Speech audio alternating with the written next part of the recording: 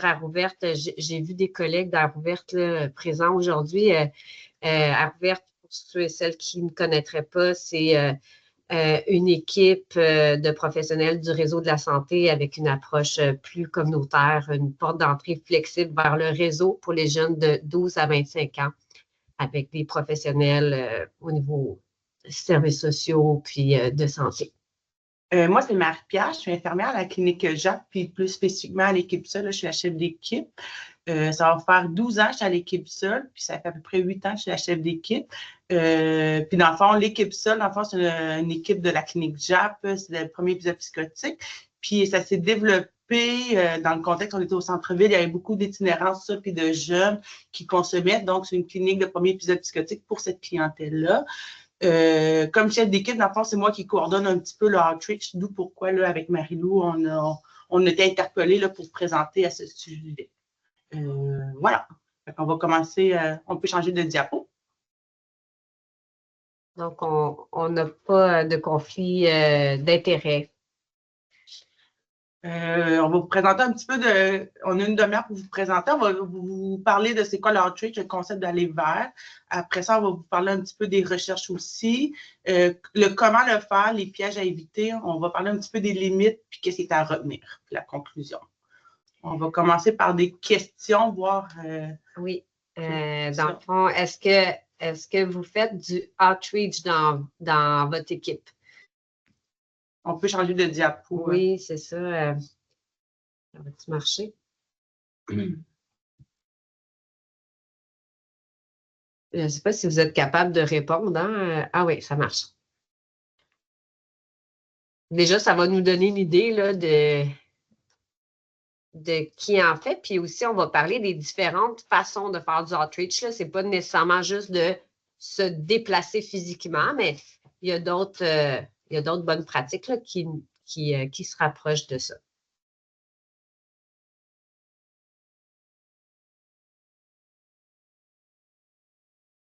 On peut peut-être aller à la question. Oui. Ouais. OK.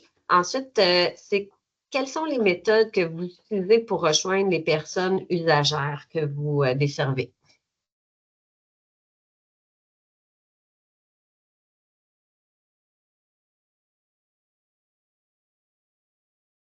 Instagram.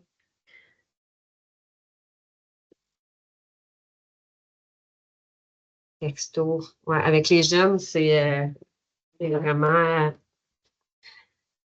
un must.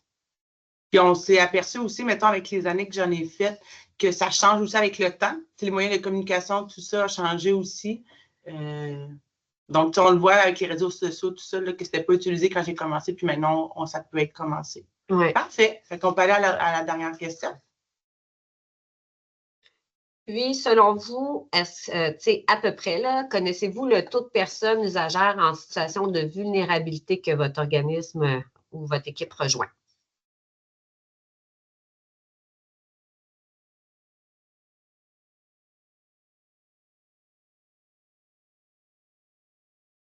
On trouvait cette question-là importante parce qu'on se rend compte aussi que c'est peut-être les personnes plus vulnérables qui ont peut-être besoin de outreach que les personnes là, moins vulnérables qui viennent peut-être plus d'emblée à leur rendez-vous, tout ça.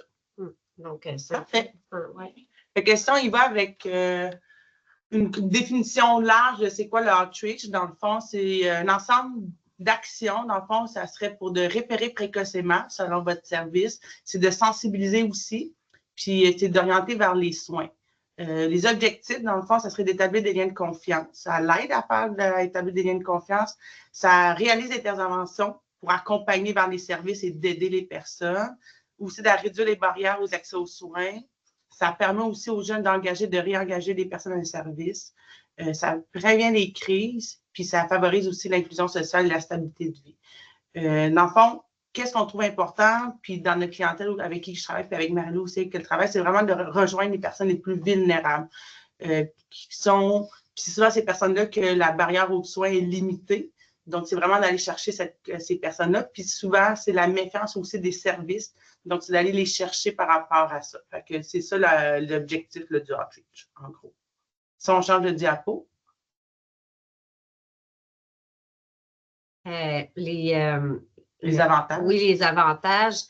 mis à part d'accéder aux services, ça augmente beaucoup la confiance face aux professionnels, de voir que les professionnels font autrement de ce qu'ils ont connu.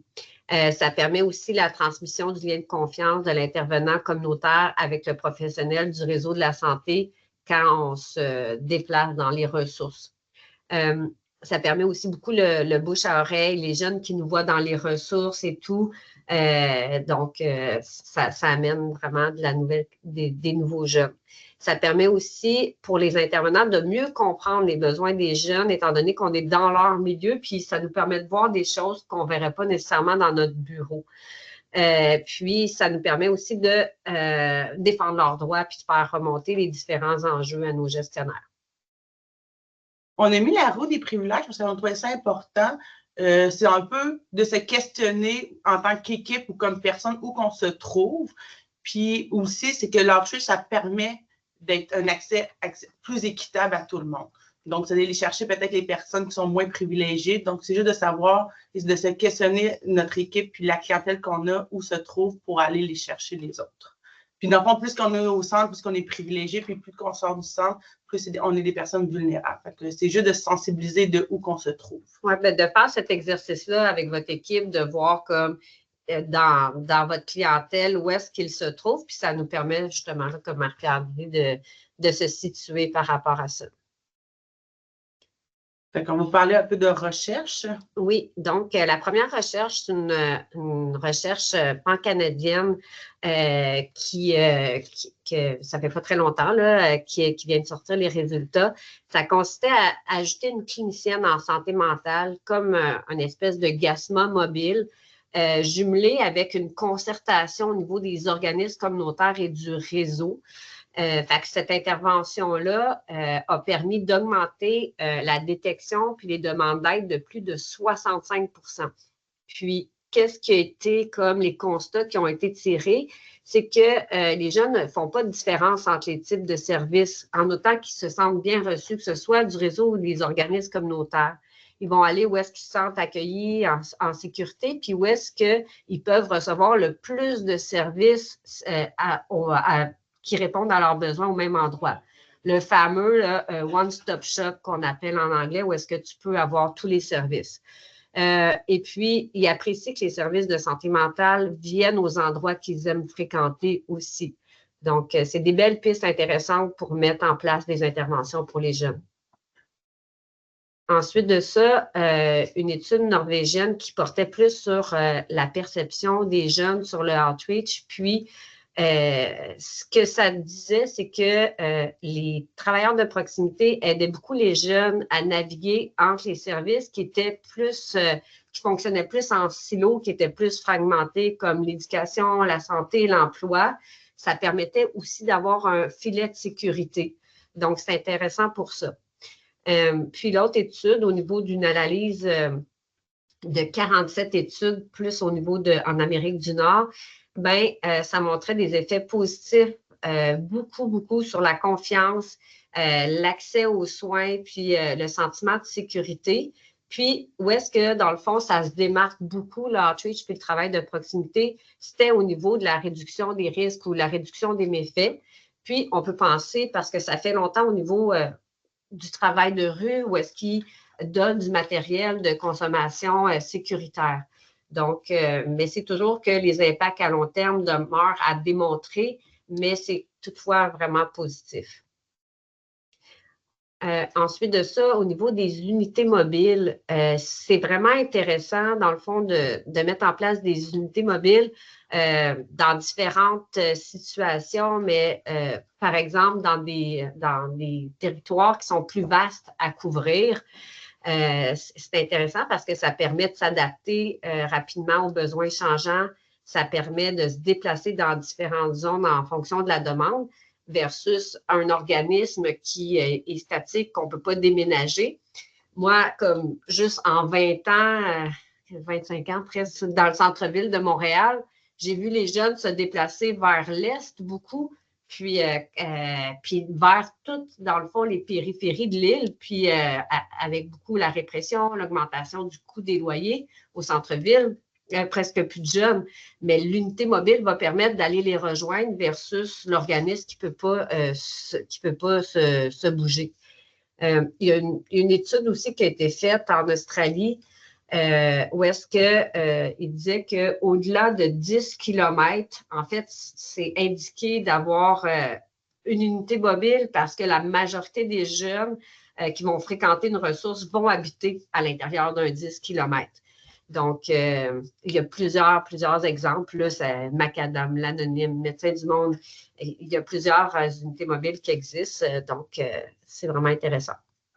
Puis, pour faire du pouce sur ça, dans le fond, Origine en Australie, qui est une équipe de premier épisode psychotique aussi, ils ont vraiment fait ils ont vraiment eu une utilité mobile, puis ils ont fait des études par rapport à ça, puis les résultats ont vraiment démontré une réduction significative du risque, soit pour soi et pour les autres, puis vraiment une différence au niveau du taux d'admission, puis diminuer le nombre d'hospitalisations. Fait qu'on peut voir là, que c'était vraiment significatif, puis c'était vraiment utile. C'est tout pour au niveau de la recherche. On identifie aussi le type d'outreach parce que je pense qu'on l'a vu. Souvent, l'outreach, c'est comme d'emblée, c'est sortir nécessairement du bureau, mais je pense qu'il y a plusieurs façons de faire du outreach. Puis on a nommé comme les grands thèmes qu'on s'est questionné en faisant la formation. La première qu'on a identifiée, c'est vraiment la clinique mobile ou l'outreach clinique. C'est un exemple, quelqu'un qui ne s'est pas présenté à un rendez-vous, on est inquiet, ça fait plusieurs fois qu'il n'est pas allé, mais on va essayer de donner un rendez-vous à l'extérieur, peut-être pour le mobiliser un petit peu plus. Fait que ça, on est allé plus au niveau de l'outreach clinique. Dans l'outreach de suivi, c'est exact, il y avait un rendez-vous, mettons, avec son médecin de famille, un rendez-vous avec son avocat. Fait que c'est vraiment de l'accompagnement pour mieux l'outiller dans sa démarche. Après ça, de l'outreach population ciblée. Ça, c'est quelque chose que nous, on fait beaucoup à l'équipe Sol. Mettons, chez Pops, il y a un intervenant qui va dîner à tous les semaines, à chaque mercredi, pour faire sensibiliser. Mettons si un intervenant de chez Pops, un jeune qui a des symptômes de psychotique, mais ils nous connaissent, on peut le rencontrer. Fait que c'est de sortir du milieu ou dans l'inverse, des fois, ça nous permet de rencontrer nos propres jeunes suivis à la clinique dans d'autres contextes. Fait que pour nous, l'outreach ciblé, c'est vraiment en lien avec notre clientèle. Outreach intersectionnel, c'est vraiment la collaboration avec plusieurs milieux dans le réseau ou dans le communautaire. Outreach par les pairs, c'est vraiment fait par les pairs aidants ou peu importe. Outreach de prévention, c'est quand on fait des kiosques, des journées de sensibilisation, tout ça. Donc, c'est de comment faire connaître nos services. On peut aussi le faire au niveau scolaire et universitaire. Qu'est-ce qu'on fait? On fait des formations. Donc, c'est le type d'outreach qu'on peut faire. D'outreach post-crise de rétablissement, c'est vraiment en lien avec quelqu'un qu'on est vraiment inquiet, sorti de l'hospitalisation, on doit le voir plus fréquemment. Donc, c'est un autre exemple. Puis, on va vous parler dans la prochaine diapo de c'est quoi l'outreach numérique puis téléphonique. Oui. Dans le fond, c'est ça, quand on disait, c'est pas nécessairement de se déplacer, mais il y a aussi d'autres bonnes pratiques pour en faire un petit peu plus pour rejoindre nos jeunes qui sont plus vulnérables. Donc, par rapport au outreach téléphonique, puis la visio, téléphonique, c'est de se dire que toute absence à un rendez-vous devrait nous préoccuper. Puis l'idée, c'est de maintenir le lien, puis de prévenir les risques, éviter les ruptures. Donc, l'idée, ça serait c'est toujours de voir avec la personne à la première rencontre, de voir c'est quoi ses meilleurs moyens de la rejoindre. Est-ce que c'est le texto? Est-ce que c'est un ami? Est-ce que c'est un intervenant? Est-ce que c'est un travailleur de rue? Est-ce que c'est si on a accès à des réseaux sociaux dans notre travail? Donc, déjà statuer ça parce que elle est là, la personne, puis là, on peut faire signer des consentements. Puis, après ça, dans le fond, ça manque un rendez-vous, on a plus qu'un moyen pour la rejoindre.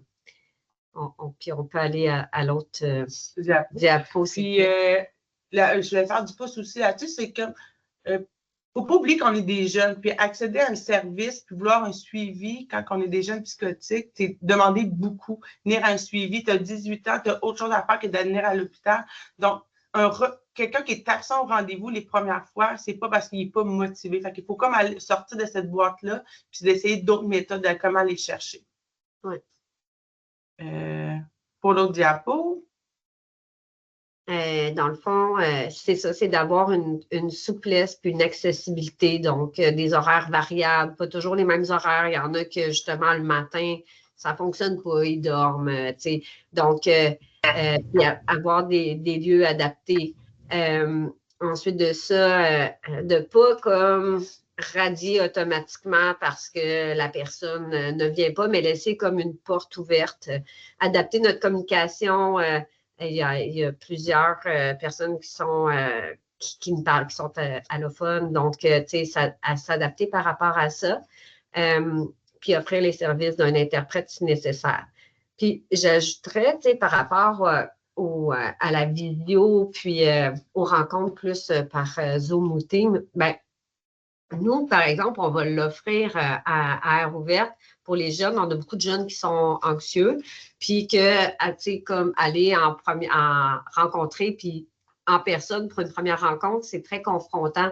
Mais on va l'offrir, mais toujours dans une optique, d'après ça, les faire venir à nous où on se rencontre ailleurs. Mais c'est juste pour comme briser la glace, créer un premier contact, de voir. Ça peut être très intéressant pour ça. Puis pour ceux, évidemment, qui sont loin des services, c'est bien pratique. On l'a vu pendant la COVID, là, à quel point, finalement, c'est pas si compliqué que ça à organiser dans nos services. Puis ça peut être très, très porteur. On voulait vous parler un petit peu de comment les pièges à éviter. Puis ça, c'est comme par expérience qu'on a réfléchi de notre expérience de voir comment qu'on le fait. Puis on se rend compte que des fois, c'est pas si simple que ça non plus. On fait aussi beaucoup référence à comment travailler avec le communautaire, puis c'est des choses qu'on a fait beaucoup dans notre pratique. Donc, la première étape, c'est si tu veux faire du outreach dans une organisme ou quoi que ce soit, c'est de voir qu'est-ce qui a été fait, puis qu'est-ce qui existe déjà.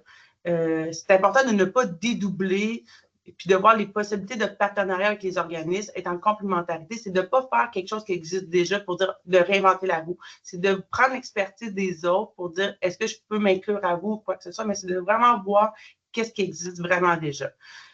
Aussi, en travaillant avec les organismes communautaires, il faut reconnaître, surtout quand tu es dans le réseau, c'est de reconnaître l'expertise.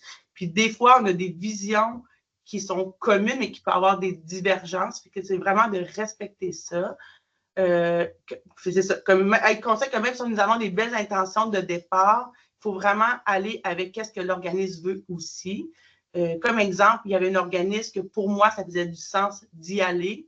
Ça a pris plusieurs années. Eux, ils refusaient que le réseau y aille. Ça a pris plusieurs années, même, mettons, 7-8 ans. Puis, à un moment donné, il y avait une infirmière de nos cliniques qui allait plus, puis je me suis proposée à ce moment-là et ils ont accepté. Mais c'est de là d'être patiente, puis de voir qu'est-ce qui était fait. Puis en sachant qu'il y avait une autre infirmière de notre clinique qui allait, mais on travaillait conjointement avec cette infirmière-là, fait que ça voyait que c'était un jeune plus pour nous, mais elle nous référait à ce moment-là. Donc, c'est vraiment de pas dédoubler qu'est-ce qui est fait, mais de travailler en complémentarité. C'est vraiment de demander aux partenaires communautaires quels sont leurs besoins par rapport à notre service, de ne pas s'imposer. Donc, cet exemple-là, c'est je me proposais à chaque année s'il y avait changé d'idée. Si c'était non, mais je respectais ça. C'est vraiment important de ne pas s'imposer. C'est d'intervenir complémentaire avec les ressources dans un objectif commun pour l'usager. Donc, si on voit qu'un usager utilise un autre service, mais c'est de travailler en complémentaire avec eux puis de ne pas dédoubler qu'est-ce qui est déjà fait. Être disponible au-delà du temps de présence par les organismes afin de répondre aux besoins. Surtout quand on commence du outreach dans un organisme, ça prend un peu plus de temps au départ.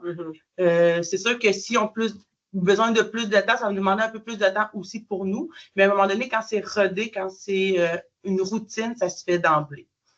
C'est être persévérant et patient, c'est de trouver l'équilibre entre le désengagement et le harcèlement, comme je disais tantôt. Puis, il faut développer des affinités, il faut une constance et la prévisibilité. Puis ça, je pense que c'est vraiment important, comme l'exemple de chez Pops, Puis ça, c'est pas obligé d'être à chaque semaine, ça peut être une fois par mois, mais qu'est-ce que je conseille, c'est vraiment comme des réguliers. Mettons, c'est à chaque premier lundi du mois, il y a l'intervenante de la clinique, le plus possible la même personne, pour que quand les intervenants sur place sachent à qui se référer. Donc, c'est vraiment la constance et la prévisibilité, je pense que c'est une des clés aussi. Oui, puis ça prend, tu sais, moi, ce que je dis souvent, c'est que ça va prendre 1 an. Tu sais, comme percer un milieu, établir des liens de confiance avec les intervenants, avec les jeunes. Puis, tu sais, si on y va juste une fois par mois, ça va être encore plus long. Mais après ça, c'est sûr que des fois, on ne peut pas tout faire, mais l'idéal, c'est vraiment, si on est capable, c'est d'y aller une fois par semaine, une fois ou 2 semaines, des présences régulières, le même jour, comme ça, le monde, ils savent, ah oui, elle, le mardi, elle est là. Puis même les intervenants de la ressource, puis comme ça, les intervenants pensent à nous référer même quand on n'est pas là. Parce qu'on a réussi à créer, parce qu'il y a beaucoup de roulements aussi de notre côté, de leur côté, donc c'est vraiment un must. Être créatif, donc proposer différentes façons d'approcher la personne. Je parle d'intervention utilitaire. Moi, j'ai fait des centaines et des milliers même de cartes RAMQ. Souvent, c'est comme, c'est un besoin, puis la personne ne veut pas aborder genre sa santé mentale, toutes ces affaires, mais il y a besoin d'une carte RAMQ. Puis, tranquillement, on tisse le lien de confiance. Les démarches utilitaires, c'est toujours comme une bonne façon. L'autre chose qui est vraiment, moi, ce que j'ai constaté dans ma pratique, c'est les infirmières. Vous êtes plus en demande que les travailleurs sociaux. Vous avez une meilleure réputation que vous. Mais surtout auprès des jeunes qui ont des fois connu des TS, qui avec la DPJ et tout ça. Donc, on part avec... des fois, c'est moins confrontant. Oui, c'est ça, de passer par la sphère plus physique. Donc, travailler en diade, infirmière, psychosociale, c'est vraiment gagnant aussi. Puis être respectueux, non intrusif, garder en tête qu'on est dans leur milieu de vie. Donc, il y en a des fois que ça ne va pas leur tenter d'aller parler à leur intervenant ou de se faire identifier comme parlant avec la TS ou l'infirmière de JAP. Donc, tu sais, d'être sensible aux signaux non-verbaux ou est-ce qu'il n'est pas, tu sais, je pense qu'il ne veut pas me parler aujourd'hui, puis c'est vraiment correct. Puis, dans le fond, on aide beaucoup à la navigation dans le réseau, évidemment.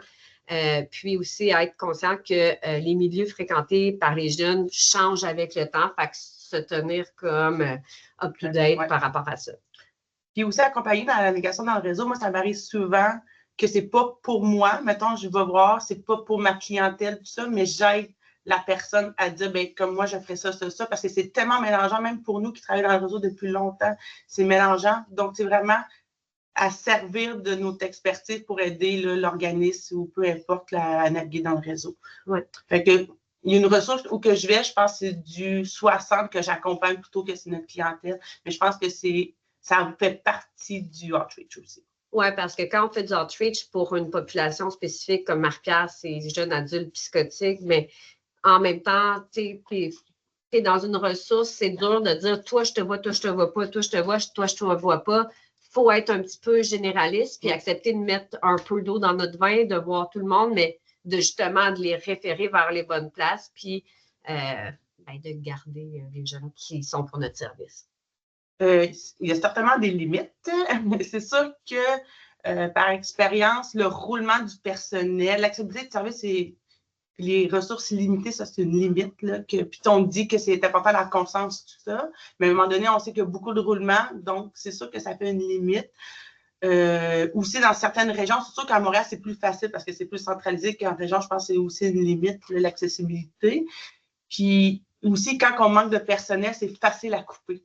Donc, parce qu'on veut qu'il y ait du monde dans les bureaux, quoi que ce soit, pour voir des patients. Puis on coupe souvent l'outreach, mais c'est de comment garder. C'est important de le faire aussi, fait que c'est de trouver un équilibre entre les deux. La stigmatisation et la réticence des individus, mais dans le fond, c'est ça. Faire attention, Marie-Lou l'a dit tantôt, l'intrusion de la vie privée, il faut faire attention. Puis l'enjeu de confidentialité aussi. Souvent, moi, je dis, ben, veux-tu que je communique? Je prends tout le temps l'ordre verbal, tout ça. Puis, il y a d'autres organismes qui sont peut-être plus sensibles. Ben, je fais signer une autorisation de communiquer écrite, fait qu'on fait attention au niveau de cet enjeu-là aussi. Puis, un peu au niveau, c'est plus gestion élevée, c'est la difficulté à évaluer l'efficacité. Parce que dans le fond, tu prends une ressource de ton milieu, tu vas faire du outreach qui peut prendre 1h30 à 2 heures, puis tu vois combien de personnes. Donc, des fois, au niveau gestion, ils veulent couper ça parce que c'est moins efficace. Donc, mais c'est très pertinent. On peut passer à la prochaine diapo. Aussi, dans le fond, ce qui est important, c'est d'assurer la sécurité des intervenants. Donc, quand on fait du outreach, c'est d'avoir un cellulaire, c'est vraiment important. Puis, de faire toutes les formations au niveau Omega, etc., pour que les intervenants se sentent sécures d'aller ailleurs. Puis aussi, de faire des rencontres avant, avec les intervenants de l'organisme pour qu'on puisse se communiquer un petit plan de sécurité. Si jamais je ne suis pas à l'aise, qu'est-ce que je peux faire? Que les intervenants sachent avec qui communiquer dans la ressource, puis qu'ils se sentent bien de le faire. Puis, dans le fond, c'est sûr que, quand on fait du outreach, on voit des cas vraiment, comme plus vulnérables, plus complexes. Donc, ne pas hésiter à aller chercher de la supervision clinique, être sûr de bien soutenir les intervenants qui font ça. Puis, une limite, c'est que parfois, c'est ça, on l'a nommé, là, il y a un manque de communication entre les différents services qui peut nuire à la continuité des soins. Pour conclure, en gros, dans le fond, je pense que à retenir, c'est qu'il existe plusieurs façons de faire du outreach, même si notre mandat de notre service n'est pas de sortir ou quoi que ce soit. Je pense qu'il y a plusieurs façons d'aller chercher le jeune à un service. Ça permet de maximiser l'accessibilité au service. C'est d'aller vers plutôt que d'attendre. C'est créer une relation de confiance qui est plus durable, puis peut-être plus facile aussi. Faut retenir aussi que le volontariat de la personne peut se présenter à divers degrés. Donc, pas parce qu'il manque des rendez-vous qu'il n'est pas volontaire. Puis, une demande d'aide peut se manifester aussi par l'ambivalence et le déni. Exactement. Il peut ne pas reconnaître des problèmes psychotiques, mais on peut quand même essayer de l'accrocher à notre service. C'est de donner la parole et de renforcer l'autonomie aussi, puis mieux comprendre la réalité du terrain, de s'adapter aux nouvelles réalités. Donc, ça permet aussi de voir où sont les jeunes, puis mieux les comprendre. Pour la conclusion, dans le fond, c'est pour ça qu'on posait la question un peu plus tôt là, au début, c'est de questionner si le taux d'usagers en situation de vulnérabilité peut indiquer que le clientèle visée n'est pas rejointe. C'est pour ça qu'on vous posait la question de voir est-ce qu'on fait assez d'outreach, est-ce qu'on utilise les bons partenaires, c'est vraiment de se questionner pour aller chercher les personnes plus vulnérables. Donc, on vous a mis aussi... On vous a mis des références pour si vous voulez en savoir plus. Il y a un super document thématique là, à ouverte qui a été fait là, sur une trousse pour le outreach, puis d'autres guides aussi qui sont intéressants si vous voulez approfondir ce sujet. Voilà. Si vous avez des questions, commentaires. Merci beaucoup, Martha, Marie-Lou.